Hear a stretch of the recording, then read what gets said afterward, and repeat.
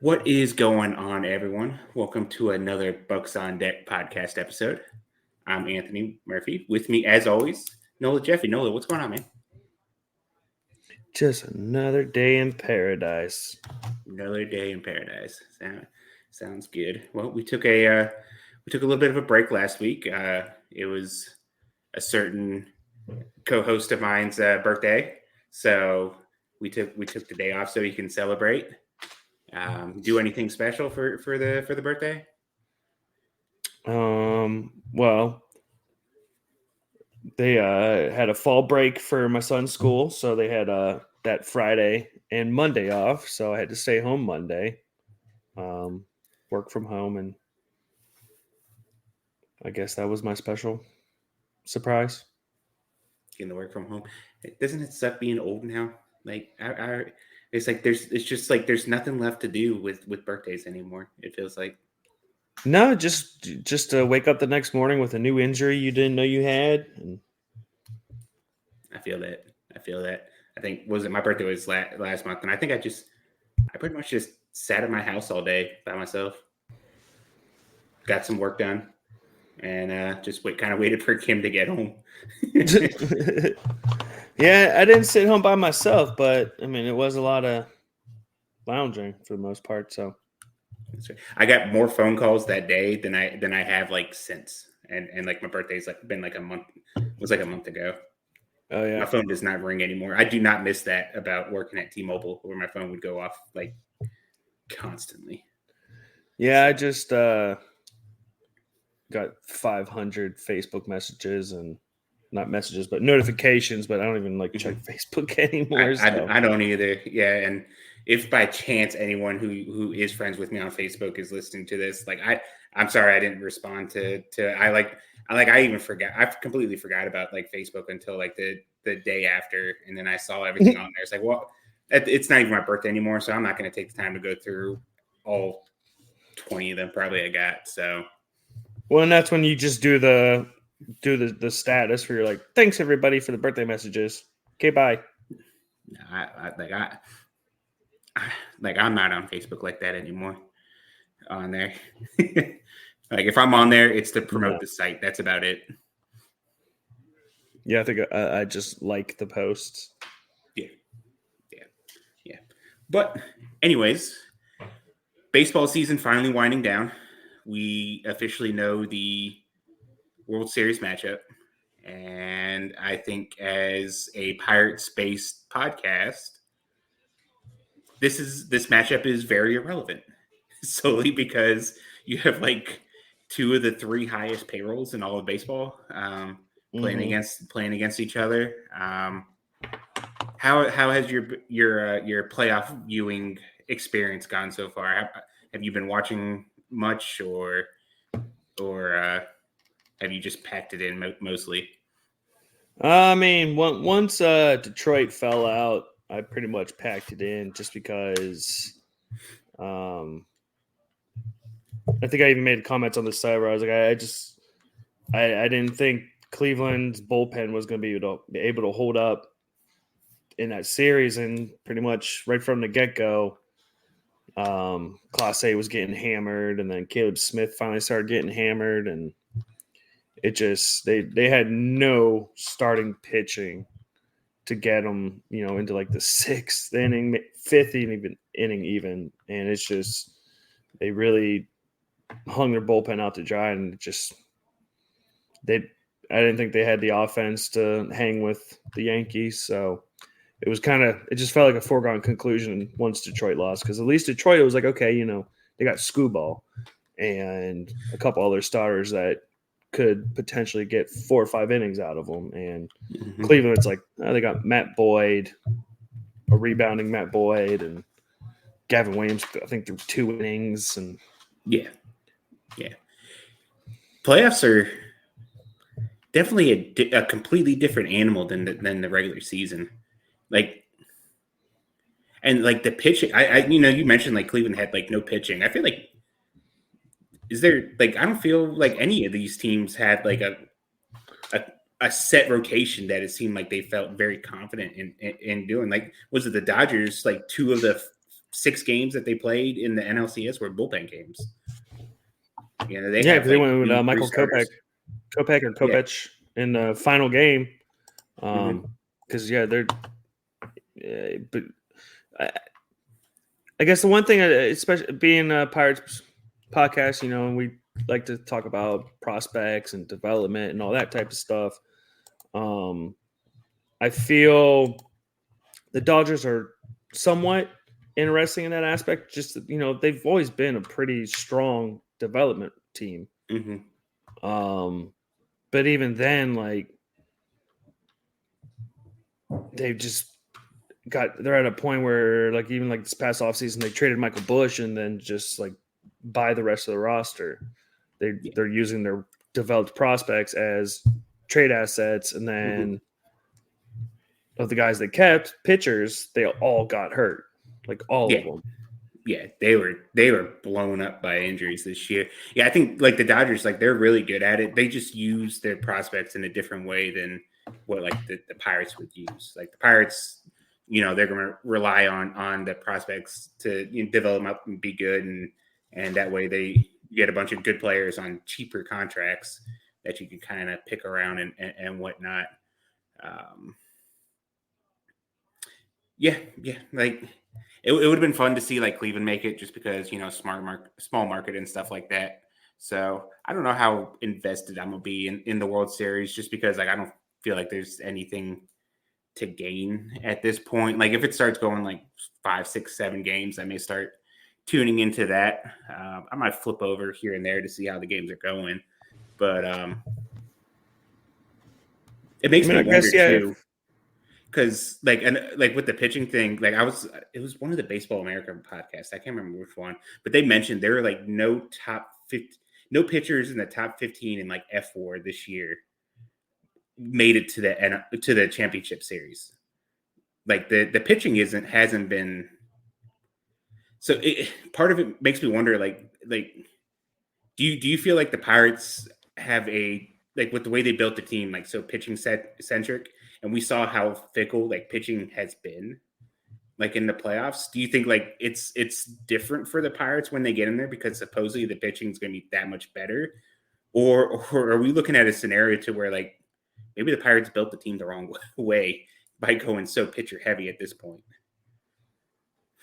I don't know. I mean, I feel like, and that's similar to how people talked about it during the regular season. Like, if the Pirates could just get into the playoffs, I mean, all you would kind of need is you just need like one guy to go Randy Arozarena in the playoffs. And I mean, they had the starters, 1 through 3, even 4. I mean, you could get length out of Falter out of the bullpen. Or depending on what team you're playing, matchups, I mean, you could start Falter, then flip to Ortiz in a game, or vice versa. But I mean, with Skeens, Keller, and Jones at the head of the horse, they could have been a scary team. Your bigger worry would have been, would the bullpen hold up? Would Bednar have found his I guess command? Because I don't necessarily think it was a stuff issue, but would he have found himself in the playoffs? But I think they would have been able. They're building it pitcher heavy. They could have, I think, pitched their way through the playoffs, but you got to get there. Yeah. I think the only thing that concerns me is that like we look at the two teams that are in like the lineups that these teams have, and like the onslaught 1 through 9 that they would have to find. It's like obviously like you feel pretty confident with Paul Skeens at this point. Like Mitch Keller, we saw struggle a little bit. Jared Jones saw a little bit. Like the pitching is good. The pitching is a strength, but like at some point, I feel like having to face lineups that are just built for these kind of situations at some point probably just they find a hole in it. Jones comes out there, has like an off day, and like at this point, you're kind of running a bullpen game in theory, because like the moment one of your starters struggles, you're yanking him from the game. Like you're not going to put yourself in a position and all that stuff. So like Mitch Keller being able to throw 6 innings like here like each time out, that's different in the playoffs, because once he starts getting bombed, like you're probably looking to make a move at that point anyways. Like letting him go six innings just because to save your bullpen, you're not worried about that then. So I don't know. It'll be interesting. Yeah, but that's where I think, again, that's where I think like a Falter or Ortiz come in handy, is because they were dependable back end starters, and those are guys. Skeens is getting lit up. In 3 innings, you can go to one of them. Whereas Cleveland, in the 3rd inning, they were going to 1 inning relievers, trying to stretch them into 2, or because I know I've been seeing is it Sawchick, I think, had been posting about how, especially in like a 5-7 game series, batters seeing a reliever for the 3rd time is almost essentially the equivalent of seeing a starter for a 3rd at bat in a game. And you're seeing, Class A's high 90s touching 100 cutter for the 3rd at bat, where he's just pumping nothing but cutters. Eventually they're timing them and crushing them. That's fair. And but I guess what it comes down to is, at this point, they just need to get there, and there's a lot of work involved, and it's going to be a very big off season when it comes to that. I'm sure we'll get into the more nitty gritty of that kind of stuff once like the off season officially hits, about like targets and stuff like that. Real quick before we move on to the next thing, do you have a prediction that you want to toss out there? Dodgers in 6. I'm going Yankees. Just because Juan Soto's on a different planet right now. I think the pitching is a little bit better right now on the Yankee side. They have a full rest, so they'll be able to go like Garrett Cole as many times as they need to. They'll be able to go Carlos Rodon as many times as they need to. Yeah, I think I'm going Yankees here. As much as I hate saying that, I think the Yankees will take it. Split down the middle per usual. Yep, pretty much. I'll get one right eventually. We'll see. Yeah, we'll see. But shifting to the next topic we wanted to get to, we're 2 weeks now into the Arizona Fall League. I think the last time we had this show, the day that we went live with the episode was the first day that the Scottsdale Scorpions played. So we haven't had a chance to really talk about them just yet. So we're about 2 weeks in. What have been your takeaways? What's some stuff that's been standing out to you so far? I guess going, Sammy Ciani MVP. I mean, I guess in the sense that it's kind of what you in essence expect, with regards to it's very hitter friendly and offensive oriented. Derek Diamond had a solid start yesterday. 3 innings, I believe. But that aside, I mean, oh man, I gotta look this up now. But because Linares has walked, would you say 5 batters the other day? Eddie Eanes getting hit around.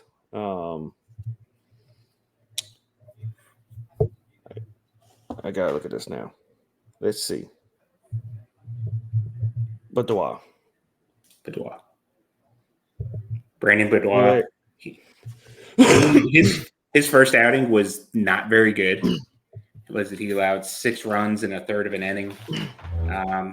But he hasn't allowed a hit or hasn't given up an earned run in the 2 games since then. Walked 3, but has also struck out 5. So, and we're not starting really to getting a lot of data, which isn't helpful. no, that kind of sucks. And baby steps with baseball. We're just now getting barely all the streams. Like we've missed a couple of Sky. Well, I guess what is it? Was it the game on Saturday? I think it was. That was played at where the Arizona Diamondbacks played. They played like they did like a triple header there, which it being in Arizona where the Diamondbacks play, I can't imagine why there wasn't some sort of stream anyways for it. But we were able to get some data for it. I mean, you tossed it out there. Siani and Termarr Johnson, they've been really good, and I think you kind of expect that from 2 really good hitters and a really good hitter environment. But Termarr has 9 walks. He's like 3rd in the fall league in walk rate. Siani's like 3rd in average. Like I'm not gonna take too much away from like the numbers overall, but like they're putting the ball in play. They've looked good. Siani had like 2 outfield assists on Sunday, so that was good to see defensively, especially knowing how hitter friendly. I was gonna say that's one of those things I still think back to when we finally got the Fangraphs individual team list, and it kind of was like Siani's okay in the outfield, and I was like, what? Really? I mean, I embellish, how much hype. I embellish my love for him a bit. I mean, I do love Sammy Siani, but it's not like I think he's gonna be like a all-star in the big leagues. But at the same time, I'm like, just an average outfielder. Dude's pretty good outfielder. Yeah, he hit all 3 spots rather well. Yeah, he just made a couple good plays in the outfield too. There, so I mean he's looked really good. He's kept the strikeouts down, I guess, and I guess like the other 2 hitters, they haven't, like Pichardo has he has a couple doubles and stuff like that. He's walked more than he struck out. He's playing everywhere too. Yeah. So, which is I guess probably one of the more interesting things is that they've been having Termarr and Pichardo like playing shortstop, second base. I really wish the Termarr shortstop experiment would just like end. Yeah, I'm not a big fan of it, but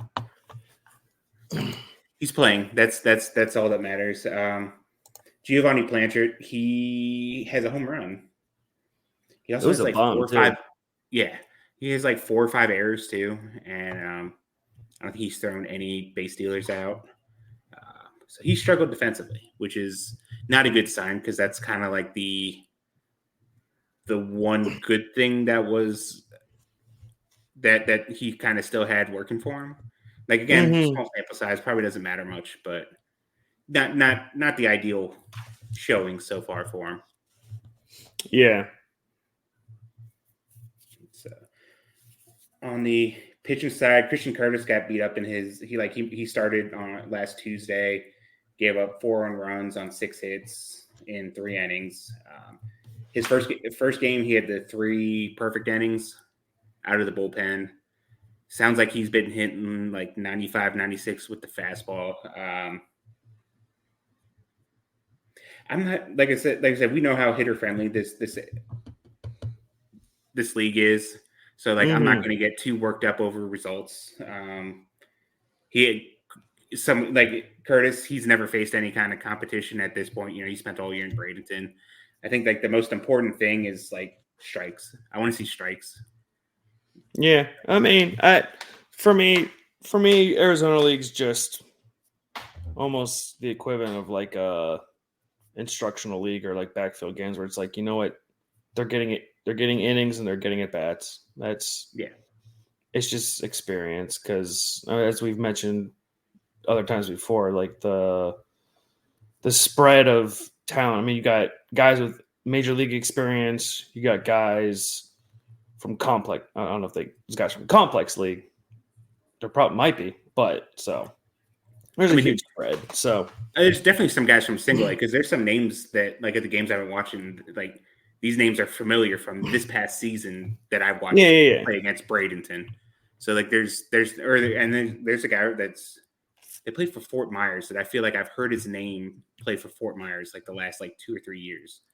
It feels like he's just like an organizational depth guy. Wait, is that? It's not that Aussie guy that I randomly was like, wait a second, that's the dude that charged Jared Jones. It could be. It could be.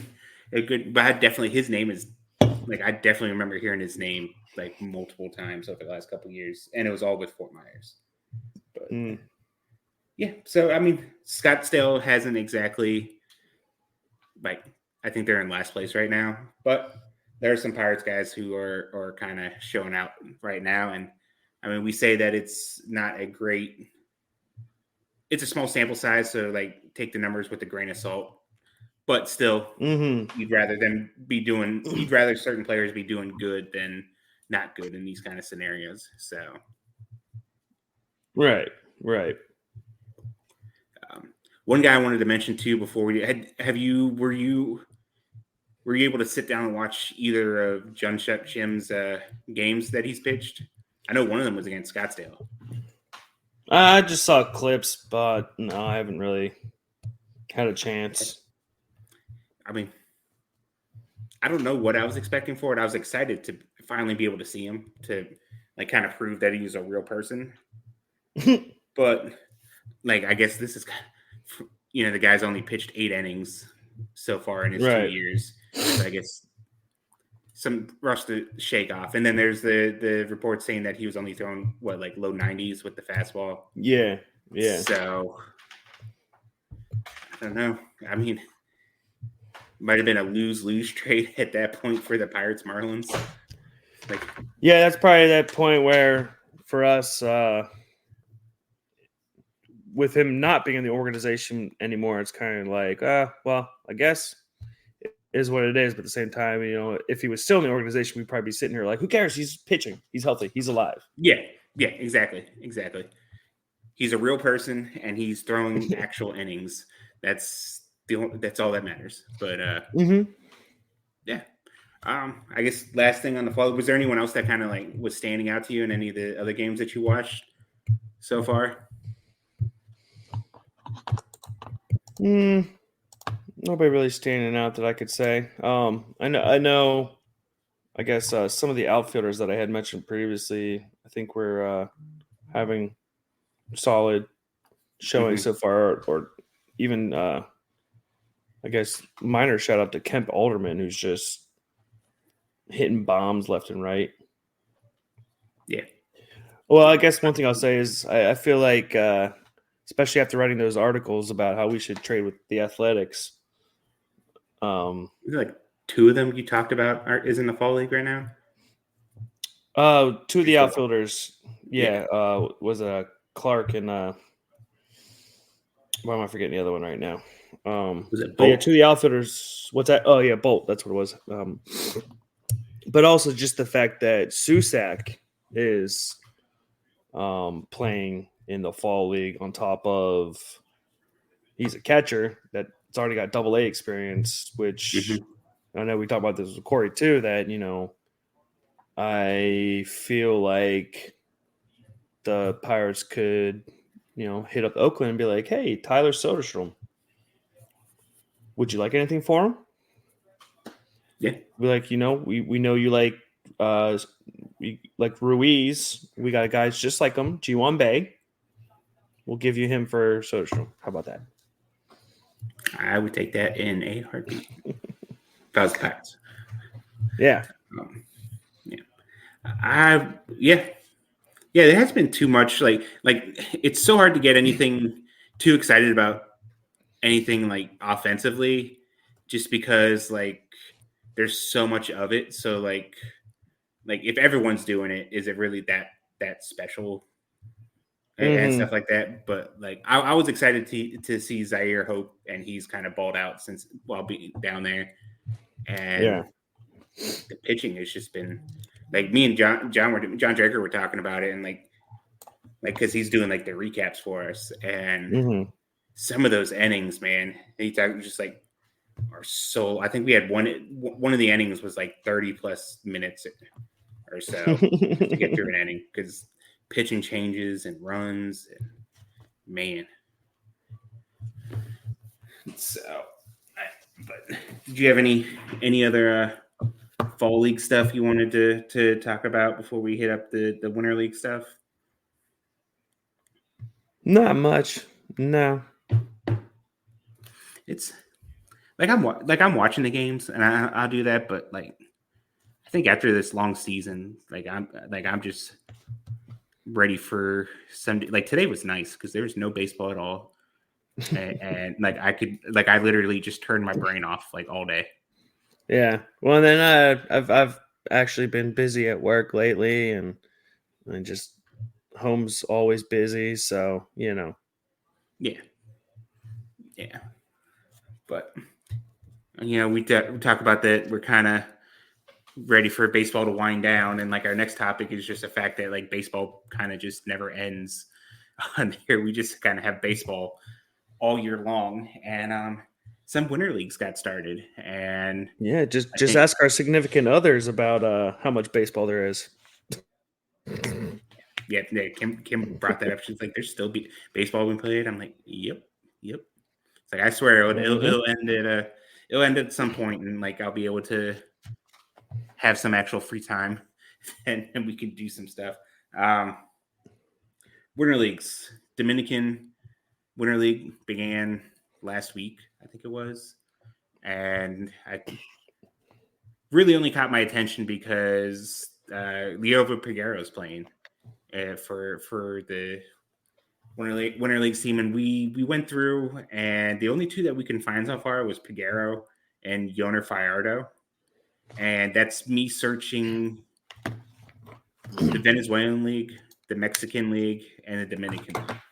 There's still the Puerto Rican League, and I think like Valentin Linares. There's some notable guys. Sean Ross. They had quite a few guys in the Puerto Rican League last year, I believe. Mm-hmm. So once that begins, hopefully we'll get that. I know there's some guys that went to Australia last year. Mm-hmm. Well, there's the Colombian League too. Colombian League. So there's still more leagues out there, and as they start going, we'll try to keep updated and stuff like that. But well, that's maybe in the next couple weeks or so, we'll try to run down some of the players that are playing.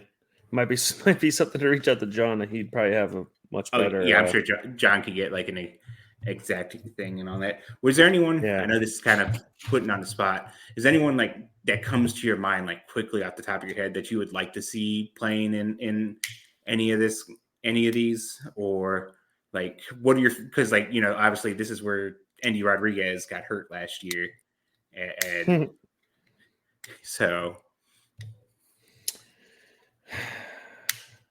I think I'm kind of at the point like I don't even know if like I want.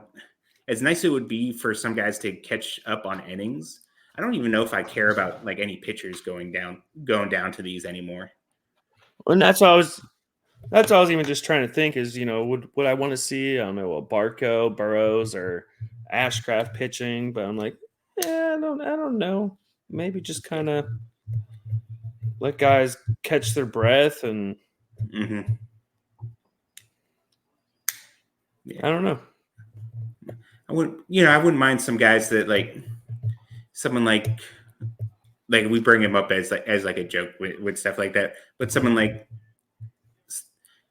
Mitch Jebb or something like that who can like because he was working with like a position change towards the end of the year too. Maybe not so much as like the hitting, but maybe to get him a little more comfortable in center field. Then you're probably looking for like your fringe guys, like so. I don't know. It'll be interesting. There are always a couple names that kind of just make you and like I love looking through the Winter League rosters because you'll see like guys that you haven't thought of in like 5 to 10 years, and then it's like, I just came across this guy's still playing. I didn't even know Austin Roberts was in the Miami organization. I didn't know that either. He's in the Dominican Winter League. I was like, Austin Roberts. Oh, And I clicked on him. I know that He guy. pitched. He pitched in AAA for Miami Did this year. Yeah, Damn. Damn. yeah. There's some other randoms, but yeah. Yeah. I'll have to. I'll have to next time I kind of go through to kind of look through everything. I'll have to start jotting down some of these names because, like, what is it? I think like Emilio Bonifacio is playing in the Dominican still. Yeah, And it's just like a there's. whole bunch of names like that. I think Like, I saw Star. I think I saw Starlin Castro. yeah, Starling Castro's in there. Yeah, so it's just a bunch of random names, guys that weren't like big names, but just like if you follow baseball long enough, like you know the name, and then it's like you haven't heard that name in like 5 years, and then it's like, oh wow. Yeah, So and I guess I guess you could also say maybe it's one of those things where, as we've gained wisdom over the years, the past years of following the winter leagues and being like, oh, Jose Osuna's crushing it. He's gonna have a big year next year. It's just kind of like Jose Osuna's crushing it. Cool. okay, cool, whatever.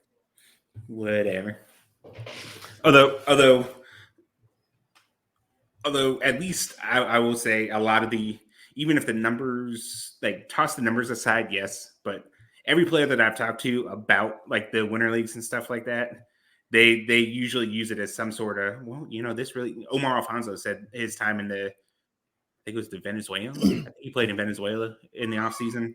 He said that was a big help. I know Chase Bowen loved his time. He went and played with Siani in Australia a couple years ago.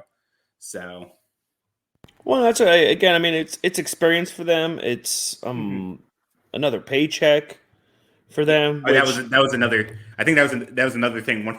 A couple of them brought up. It's like they didn't want to turn down the money.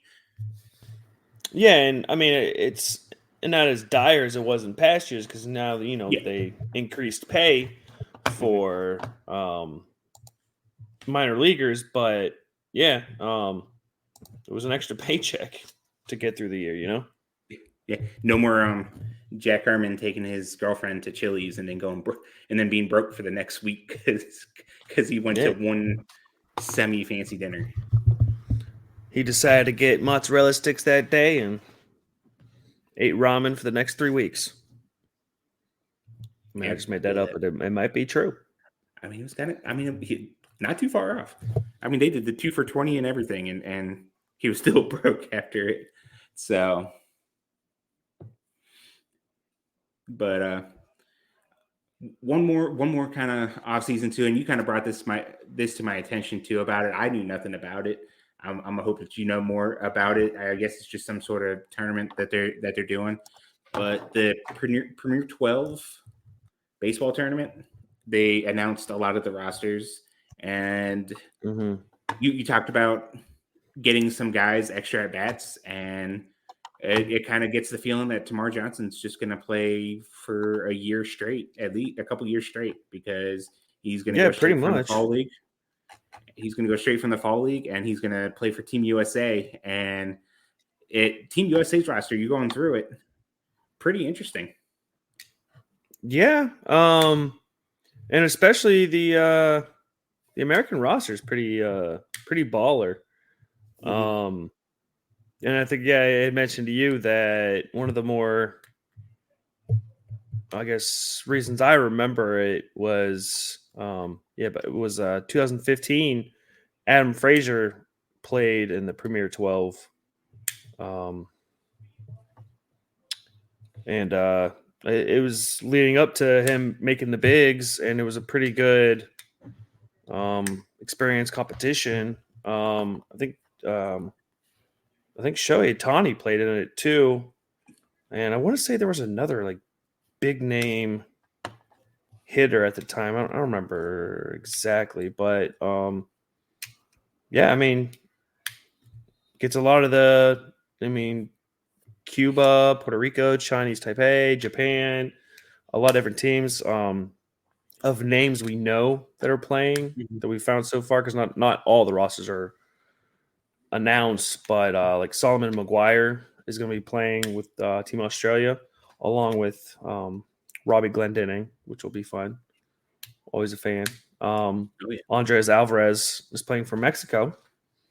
Then obviously, as you mentioned, Termarr Johnson for Team USA.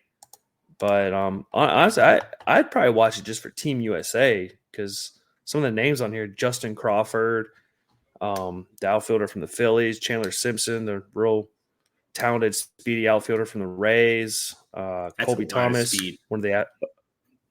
Colby Thomas, the Oakland Athletics outfielder, Carson Williams, shortstop for Tampa, Matt Shaw, infielder for the Cubs, Tim Johnson, obviously, Drake Baldwin, who's a quickly rising catcher prospect for the Braves. I Pitcher, had never heard of him until the Futures game, and now I love me some Drake Baldwin. That guy is yeah. so going to be so good. I just remember filling out my those lists I keep for the top 100 prospects, and I think Fangraphs was the first one, and they had them like middle of their list. And then all of a sudden he started popping up on other lists, and yeah, dude was got to AAA pretty quickly and was just absolutely raking. Yeah. So interesting guy there. The pitching leaves a lot to be desired, but baseball. I mean, I guess the best story going through that is Rich Hill at 44 years old is going to play on the same team as Termarr Johnson, 20 years old, which I think technically Rich Hill's been a professional baseball player longer than Termarr Johnson's been alive by now, right? I would imagine. Yeah, so. I would imagine that is correct.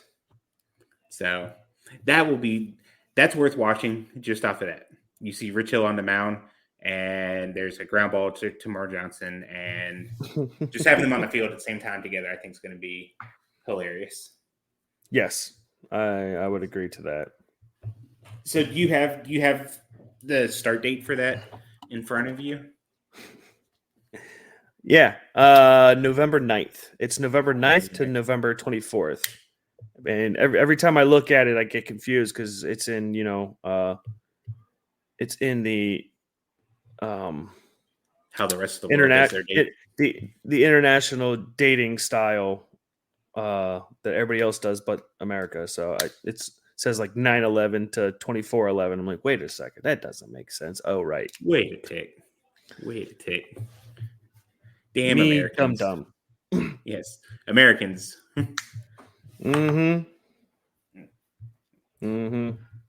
But yeah, so that'll be fun. That's even more baseball for us to keep up with.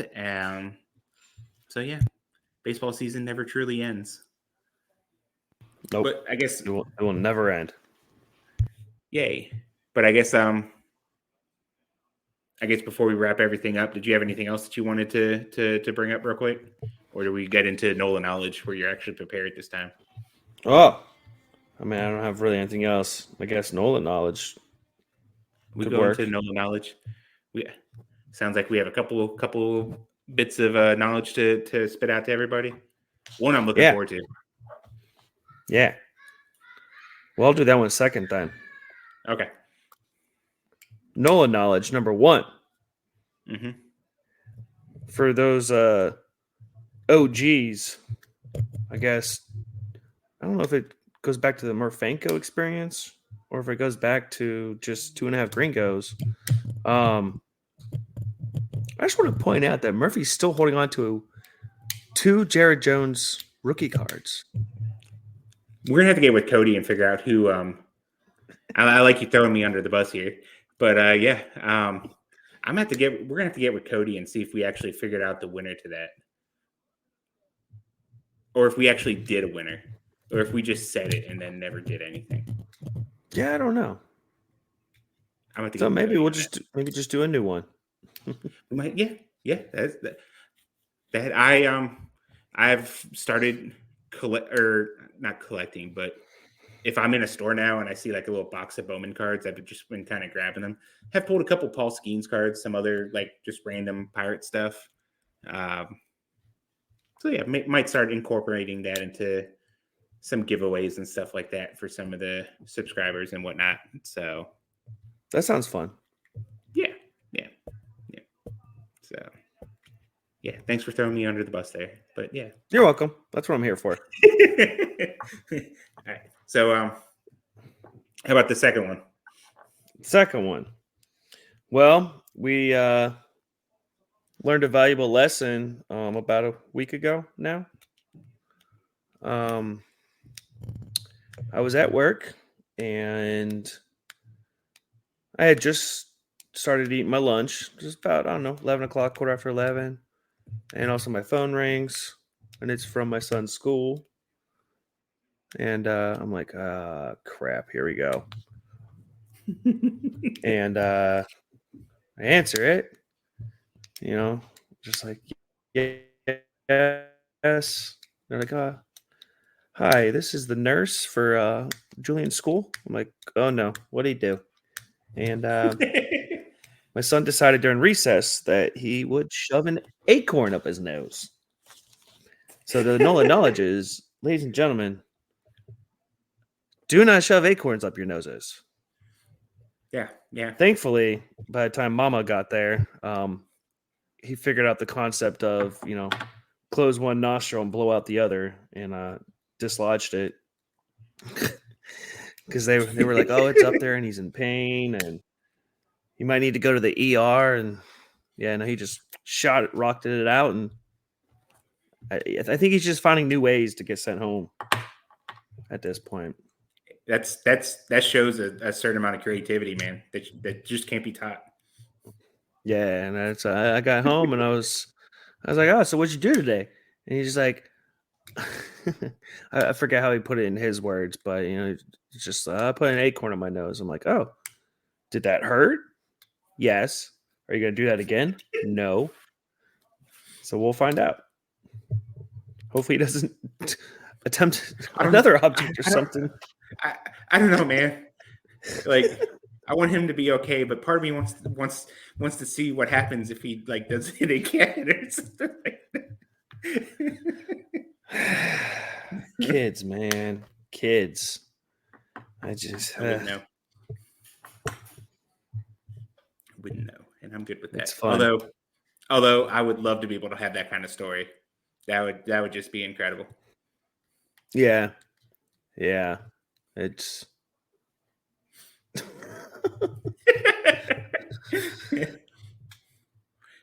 all right. Well, it's good when life gives us no knowledge on its own. You don't have to think about it. Actually, someone had a third one, but they'll get too lengthy, so maybe we'll postpone that till next week. No, we'll bookmark that write it down so you don't forget it. It's already written down.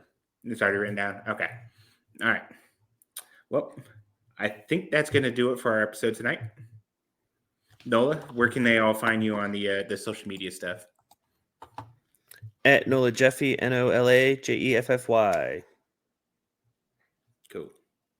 Working on anything? Thinking about working on anything? Or just it's the off season. Don't talk to you about baseball stuff. A little bit of both. Much. Yeah. Working on stuff technically. Yeah. But it's the off season, and it's also that time of year, which is holidays, and becomes a very, very busy time of year. Yeah. We're having a Halloween party here this weekend, so gonna get ready for that. You can find me on Twitter at __ Murphy88. The day that this will release, I will have a paid article on Carlson Reed, talking about some changes that he made to his pitch arsenal and stuff like that. Just talking about like his pitches and his approach on the mound and stuff like that. Pretty fun. I enjoyed that. Have another one on Christian Curtis that I'm going to be running, I think, now at the beginning of next week. We just finished our State of the System series, so we kind of gave an in-depth look at each position group in the system. Going to be doing our Best Tools series that we did last year coming up. We're going to go through like each tool, hit, power, speed, Going to do infield defense, outfield defense, pitching stuff. I like my answers for those. Yeah. At least it wasn't any like the for like the hitter and breakout of the year where it was C other thing like where you did with Scott Severino. So that'll be out. I have to get with Ethan on the details, but it sounded like he was starting to work on something. So I'm gonna get with him and we'll plan that out. Maybe that'll be out by the time you get around to listening to this. But as always, subscribe to the site, subscribe to the podcast. A lot of fun stuff in the off season. We don't slow down just because it's the off season, even though we just talked for almost an hour about like wanting to slow down because it's the off season. We don't actually do it on the site. So keep coming to the site. Keep churning. Yep. We'll keep the contact rolling. And thanks everyone for tuning in, and we'll see you guys next week. Deuces.